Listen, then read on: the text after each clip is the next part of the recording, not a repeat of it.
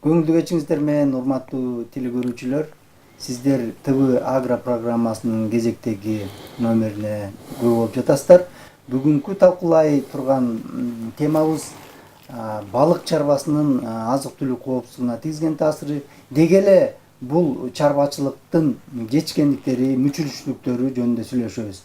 Бүгүнкү студиянын коногу Досаев Ринат Абдуллаевич агабыз, балык өстүрүү боюнча адис.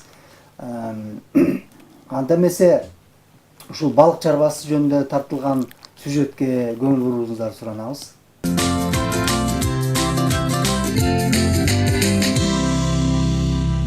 Кыргызстан башка мамлекеттерден кем калбастан эле балык өстүрүү боюнча өнүгүүдө. Бишкекте эле балык өстүрүү боюнча бир канча жеке чарбалар бар. Алардын ар биринде балыктын наркыл түрү кездешет. Балык өстүрүүнүн сезону марттан баштап октябрга чейин. Балык жазында икрадан чыккандан кийин чака сууга салынат. Күзүндө салмагы 30-40 граммга жетип, алар чоң көлдөргө кое берилет. Бүгүнкү биздин балык өстүрүү чарбабызда балыктын бир топ түрлөрүн кезиктире алабыз. Балык где-то 40 мыңдан ашык, тонна боюнча где-то 100 тоннадан ашык. Русский осетр дейт, ленский осетр, сибирский осетр дейт. Анын гибриди бар, русский ленский осетр, анан гибрид биобестер деген 4 түрлүү балык бар. Балык үчүн эң оптималдуу температура 19-21 градус. Бул жылуулукта балыктын активдүүлүгү артып, жемди көп жей баштайт. Ошондуктан жай мезгилинде 2 жолу жем берип, тезирээк өсүшүнө аракет кылыш керек. Ал эми табигый азыктары көлдүн өзүндөгү бир клеткалуу суу өсүмдүктөрү менен суу жандыктары. Булардын көбөйүүсү үчүн көлгө кык төгүп шар түзүүсү зарыл. Жем берип атабыз. Жем болсо өзүнүн кормовой коэффициенти бар. 1 килограмм балык өстүргөнгө болсо 1 килограмм жем бериш керек. Ошо кормовой коэффициент боюнча жем берип атабыз. А жем болсо бизде мындай балыктарга жем жок да. Жемди болсо тиги эмеден Даниядан алып келип атабыз. Балыктар дагы башка жандыктардай эле ору суркоого чалдыгат. Негизги оорулардын бири кызамык. Денеси кызарып, жара болуп кетет. Анын алдын алуу үчүн ченеми менен суга марганцовка жана хлор аралаштырып, ага балыкты көлгө кое берүүнүн алдында жуунтулат. Эгер сиз дагы балык өстүрүүнү кааласаңыз, биринчилерден болуп сууга көңүл бурушуңуз шарт. Бир жылдык балыктарды температура жазында 0 градустан жогорулой баштаганда салабыз. Кышкысын болсо жем берүү токтотулганы менен көлдүн үстүндө тоңго музду жарып туруу зарыл. Эгер сууну алмаштырбаса, анда балык өлүп калышы толук ыктымал.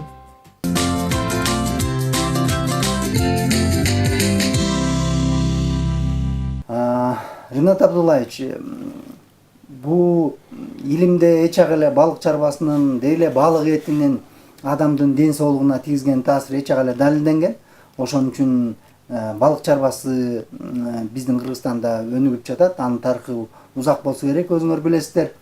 Эми акыркы ушул 20-15 жылдын ичинде биздин фермерлер өздөрүнүн инициативасы менен, кээде мамлекеттин колдоосу менен балык чарбасын өндүрүп атышат. Анан ар кандай көлмөлөр жасап атышат. Ошолор боюнча бир нече сизге суроо болуп атат. Деги эле биздин Кыргызстанда ушу көлмөлөрдө кайсы балыктардын түрлөрү өстүрүлүп жатат азыркы кезде? Ошолорго жооп берип койсоңуз. Биздин Кыргызстанда болсо биздин климатыбыз аябай жакшы болуп атат. Мындай балыктар өстүргөнгө жылуу сууда өсө турган балыктар бар. Ошолорго болсо биздин аслан карп, сазан деген балык, анан толстолоб, тиги белый амур деген балыктарды өстүрүп атат биздин фермерлер. Климат деген особенно нарын жакта, климат суураак болгон жакта болсо холодноводный деген балыктар бар. Алар болсо сига, анан форель, радужный форель деген балыктарды өстүрүп атат. Эми мына биздин Кыргызстан тоолуу жер эмеспи, өзүңүз билесиз. Анан эми ушу тоолуу жерлерде дагы булактардын жээгине, чоң суулардын жээгине азыркы кезде көлмөлөр жасап, балыктарды өстүрүп, Бишкектин рыногуна, даже Казакстанга дейин сатып жатышыптыр. Эми ошондо кандайдыр бир илимий негиздеги ошол көлмөлөрдүн узундугу, туурасы, тереңдиги, анан аларга кандай балыктар өстүрүлөт, ошол жөнүндө айтып койсоңуз. Мына кара сууларда бизде болсо көп, мына особенно Такмак жакта болсо элдер өстүрүп атат балык, форель деген балыкты өстүрүп атат. Бассейн гребелиштин киришинде кара суу Сунун температурасы аябай жакшы, биздин эме форельге жагып атпай, жагат аябай эмне үчүн кышында болсо сунун температурасы где-то 8-9 градус болсо, жайында болсо 16 градустан ашпайт. Ошон үчүн тиякта форель бир жылда болсо, бир жылда уже почти 1 килограмм, 1,5 килограмм чоңойот. Ошон например, Россиянын условиясында, Казакстандын условиясында ошо 1 килограмм, 1,5 килограмм өстүргөнгө 3 жыл керек. А биз 1 жылда өстүрүп атабыз. Ошон үчүн экономически бизде аябай эме ыңгайлуу, жеңил болуп атат. Вот. Кандай эмелерде өстүрүп атат балыкны? Бизде болсо мына биринчиден болсо бассейновый метод деген бар. Бассейнде өстүрөт анысы. Бассейндин узундугу болсо 6 метр болсо, анын ширинасы болсо 3 метр болуш керек. Турасы 3 метр болуш керек. Тереңдиги болсо где-то 1,5-2 метр. Ошондой эмелерде болсо 1 кубический метрда болсо где-то 50 килограммгача балык өстүрөбүз. 50 килограммгача. Промышленный метод дейт го, энди просто эме балыкты көбүрөөк отуруп, бир эмеде 1 кубический метрда болсо 50-70 килограммгача балык өстүрсө болот. 1 кубта. Анан контейнерный метод деген бар. Бизде болсо азыр контейнерлер аябай көбөйүп кетти. Ошо контейнерди 2ге кесип, 1,5 эмеси болсо, тереңдиги болсо, узундугу 12,5 метр и турасы болсо 2,5 метр болот. Ошо бир контейнерде 1,5 тоннадан 2 тоннагача балык өстүрсө болот. Вот. Ошол в основном эме өстүрүп атабыз, форель деген балык. Вот. Эми мына Чуй областта болсо, асыл жайында болсо сунун температурасы 30га чыгып кетет. Ошондо ошо жактарда болсо, анан теплолюбивый деген балыктар бар, ошондон өстүрүп атабыз. Но азыр болсо биз мына башка жерден алып келдик, кляревый сом деген бир балык бар. Ошол биздин Кыргызстанда өстүрсөк, аябай жакшы болот да, эмне үчүн? Жарым жылда болсо, 6 айда 1,5 килограммгача чоңойот. 1,5гача чоңойот, ошондой балыктар бар. И 1 кубта болсо 400-600 килограммгача өсүрсө болот. Ошондой эмеси. Экологияда таасири жок мунун. Эмне үчүн экологияны айтып атат, биз сакташыбыз керек, өзүбүз биздин балыктарда болуш керек. Бул балык болсо, например, кышында сунун температурасы 12 градустан түшүп калса, уже все жоголду, балык жоголуп кетет, өлүп калат балык, болбойт. Ошон үчүн бул эч кандай башка өстүрдүк, 6 айда өстүрдүк, кармадык, сатып жибердик, болду. Ошондо болсо, даже калып калса кышында бүт бар өлөт. Ошондо болсо экологиянын таасири жок. Эми бийиктөөлүү жерлерде, мисалы үчүн жал тиги ат башыда, нарын ат башында, же болбосо тоз торого дери жасап кетишиптир кээ бирөөлөр. Ошол жерде суунун жээгиндеги көлмөлөрдүн көлөмдөрү, размерлери кандай болуш керек? Алар контейнери жок болсо, же жанакындай бассейни жок болсочу, кандай болуш керек? Кандай болсо да, вот, например, кандай бар, ошондо да өстүрсө болот. Эч кандай эме тиги мындай эмеде требование жок да, кандай. Вот узундугу ушунча болуш керек, турасы ошончо. Единственный суунун температурасы и тереңдиги. Тереңдиги болсо где-то 1,5дан эме тиги ылдый болуш керек. Ылдый болбош керек. Болду, ошондой. Тайыз эле керек экен. Тайзак. Ну, где-то 1,5 метрдан, например, уже 6 метргача, 7 метргача канча болсо да жакшы болот. Суунун объему боюнча да, 1 кубта болсо 50 килограмм. Кышында үстүндө тоң муз болсо, аны кандай кылып туруш керек? Аны болсо, например, кайсы балыктар бар, например, мына биздин форель деген балык, ол болсо обязательно 1 суткада болсо чыгып, эме тиги жел алыш керек, эме тиги. Ошон үчүн ол беспузырьковый деген балык да, ошон үчүн болсо муз астында өспөйт. Эмне үчүн мына Казакстанда, Россияда өспөй жатат? Кышында болсо муз басып кетпейби тиги көлдөрдү. А бизде болсо, например, мына тиги Нарынский каскад деген тиги эмелер болсо, водохранилища бүт баары болсо кышында тоңбойт. Биздин Иссик көлдө кышында тоңбойт. Ошон үчүн болсо, ошол биздин көлдөр болсо, мына водохранилищалар болсо, ошо радужный форель өстүргөнгө аябай жакшы болот. Ыңгайлуу экен да. Ринат Абдуллаевич, анда эмесе технологиясы боюнча биринчи баштардын астында тиги май чабактарды алыш керек да, ушу майда чабактарды кайдан сатып алыш керек фермерлер? Мына азыр болсо, майда чабактарды болсо, бизде болсо Тонский рыбзавод бар, Тонский рыбзавод өстүрүп атат балдар. И анан частныйлары бар, кайчы. Бизде да бар эмеде, мына биз эмеде, биздин ассоциация. Бизде өстүрүп атабыз балык, тиги форельдин эмесине өстүрүп атабыз, тиги чабактардын, кичинекей балыктарын, малек дейт. Анан болса азыр болса мына баштадык болса тиги эме кляревый сомну тиги эмеден болса Россиядан Псковский областан алып келдик, ошондо азыр өстүрүп атабыз. Вот. И биз болса, например, жылында болса 1 миллиондан ашык болса тиги кичинекей чабактарын чыгарып атабыз ошондо. Менин просто эме тиги эми баштанат ким ошо балык чарба менен баштайын деген адамдарга айтып коеюн.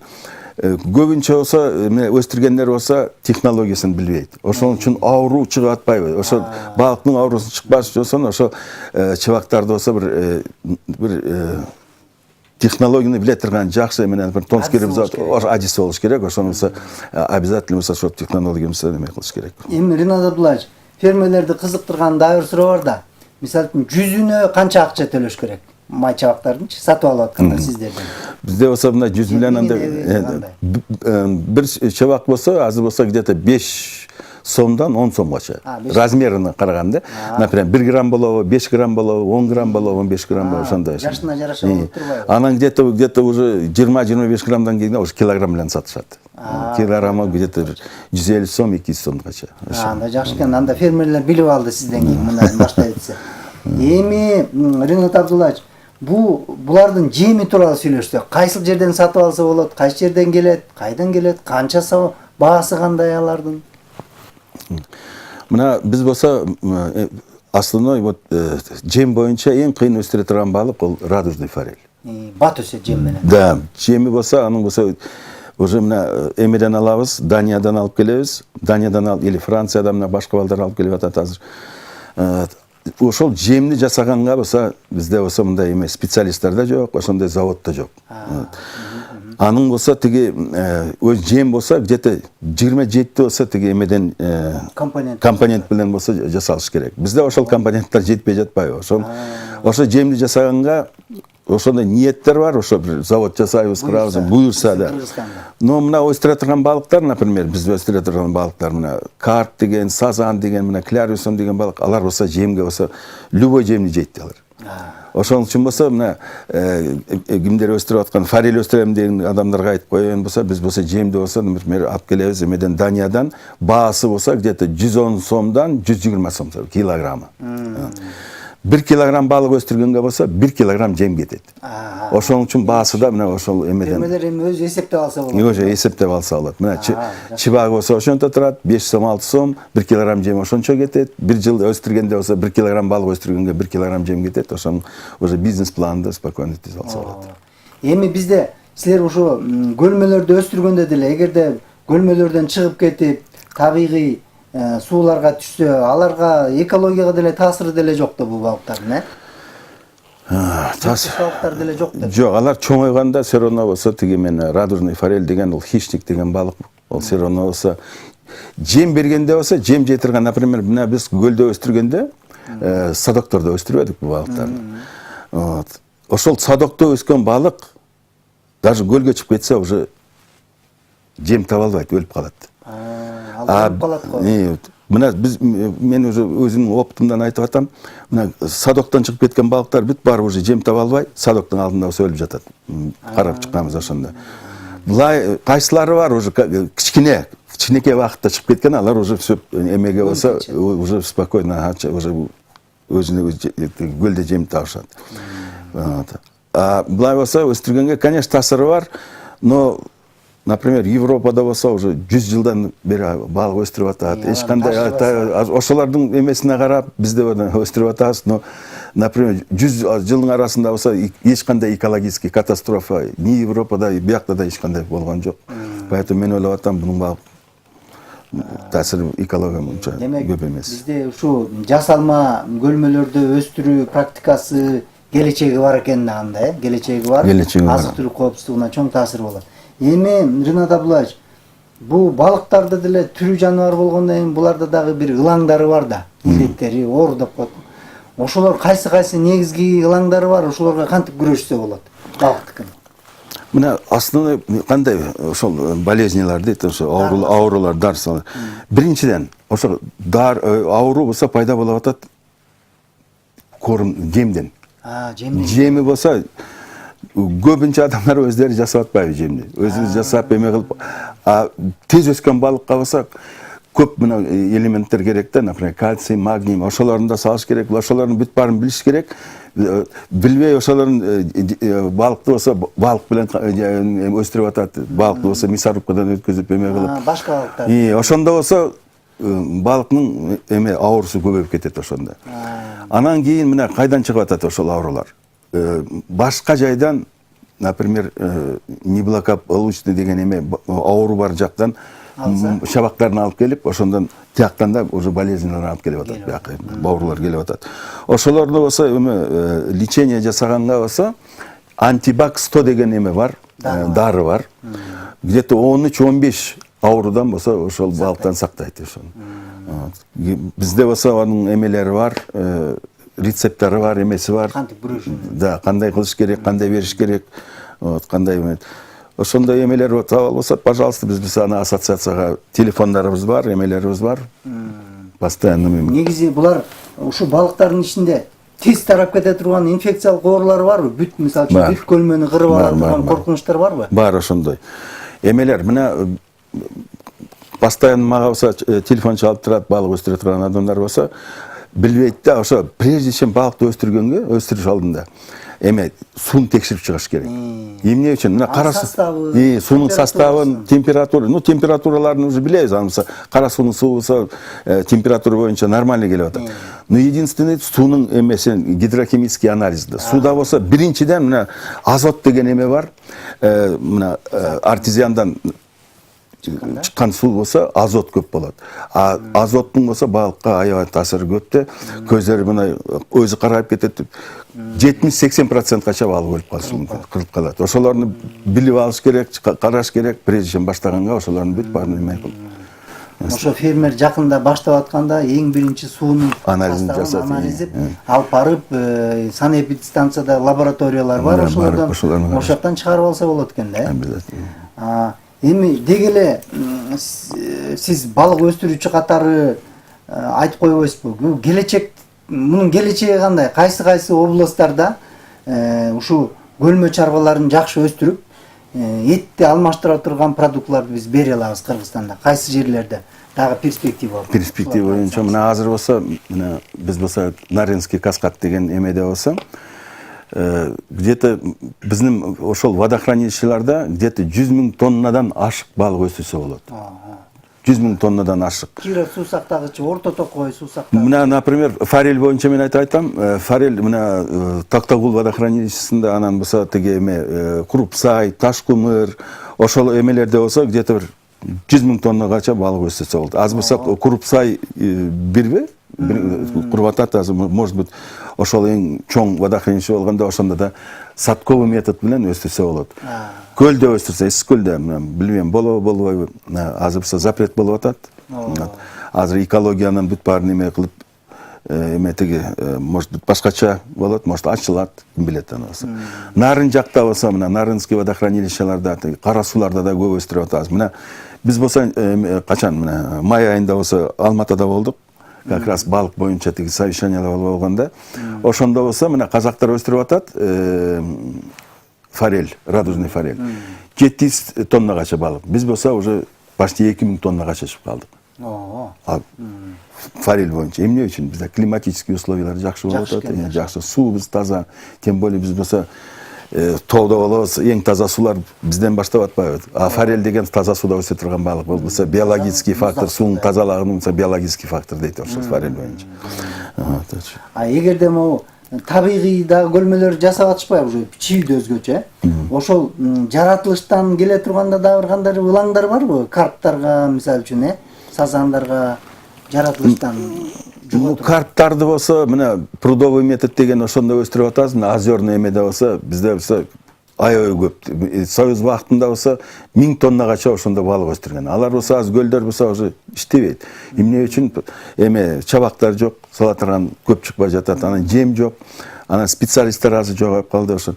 Ошолорду көтөрсөк, где-то 1000, 1500гече балык тоннагача мына карп деген балык, анан тиги толстолоб, амур деген балыктарды тиякта өстүрсө болот ошо. Демек, балык чарбачылыктарда адистер дагы керек экен да? Адистер да керек, конечно, да, обязательно керек. Анда Ушул университеттер балык адистерин дагы даярдаш керек экен да. Бул Азыр башташты, уже даярдап атат. Уже бизде болсо, например, мына аграрный университеттин балдары келип, мына 4 балдар келип атат, постоянно келип, бизде болсо эметиги практика өтүп атат азыр. Көрсө биз башынан көрсөтүп, кандай икра алыш керек, кандай икраны болсо инкубация кылыш керек деген кичинекей личинкаларын чыгарып, кандай балыкты өстүрүш керек, багыш керек, 1 грамм, 3 граммга чаларын бүт бар нерсени ошолордун азыр көрсөтүп атат. Демек, бизде өндүрүш менен билим берүүнүн ортосунда да байланыш тыгыз экен да, Тыгыз. Силер уже өзүңөргө дагы мындай сменада даярдаганга аракет кылып жатасыздар. Ошондой аракет кылып атабыз. Абдан жакшы көрүнүш экен.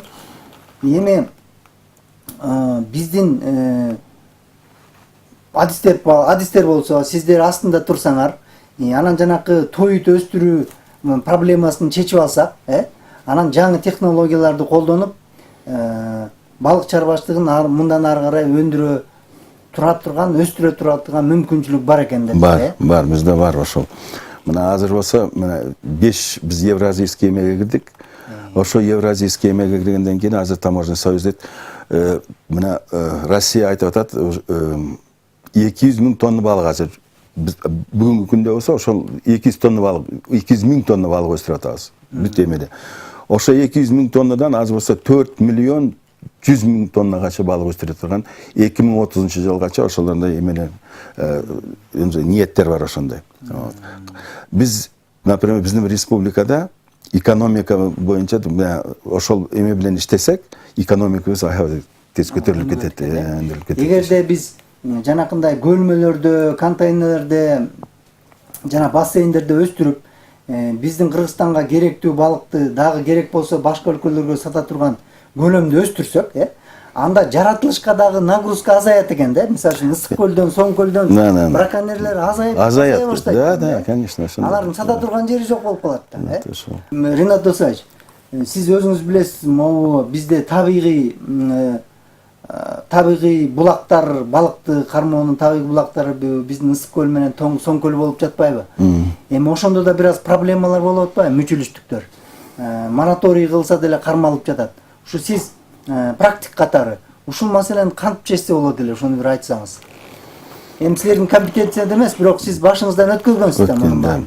Мен мына Союз убактында көп иштедим да, ошол балык боюнча. Союз убактында болсо, например, балык сактаганга болсо инспекциялар болчу. Азыр болсо ошол инспекциялар ошондой эме тиги жакшы иштебейт.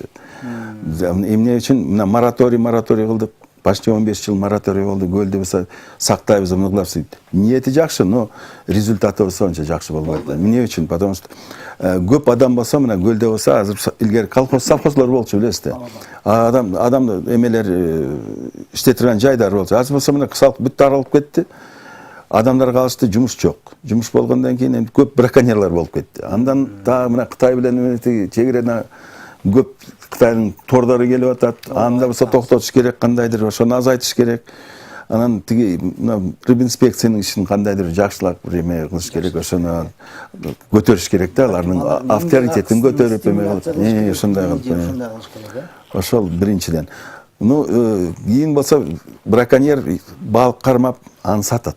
Ошо сата турган жерлеринде да жагыш керек да, ошондо инспекцияга бериш керек. Мына балык кармагандан кийин саткан жергече ошо бир текширип туруш керек ошолорду. Алардын эч кандай эмелери жок, документи жок, эмеси жок. Илгери болсо, например, где-то 100 субъекттер балык кармаган. Аны болсо биз статистикада канча тонна кармадык, канча кылдык, аны болсо переработка жасап, ошолорду болсо азыр болсо бүт баары уже унутуп калдык, жок. Ошолорду болсо кандайдыр көтөрүш керек. Аны көлдү болсо, мен ойлоп атам да, бизде болсо 40 рыболовный участоктор болчу. Ошолорду болсо, может быть, күчтүүрөөк мындай биле турган ошо адамдарга болсо тараттырып, өздөрү уштап балык салып, өздөрү болсо охрана жасап, эме кылып караштырып, ошондой ойлорум бар, билбейм, болобу. Балык кармоочулар дагы балыкты дагы көлгө кой берип турса, көбөйтүп туруп. Өздөрү охрана жасап турса, карап турса, ошондо мен ойлоп атам кандайдыр жакшыраак бир результат болот. Туура айтасыз. Анда эмесе сиздердин аңгеме куруп бериңиздерге чоң рахмат. Дагы бир жолу ийгиликтүү. Эгерде дагы суроолор болсо, келип дагы аңгемелерге куруп берип турасызга деп ишенебиз. Анда эмесе телевизор көрүүчүлөр бүгүнкү берүүбүздүн аягына чыктык. Кийинки көрүшкөнчө сак саламатта болуңуздар.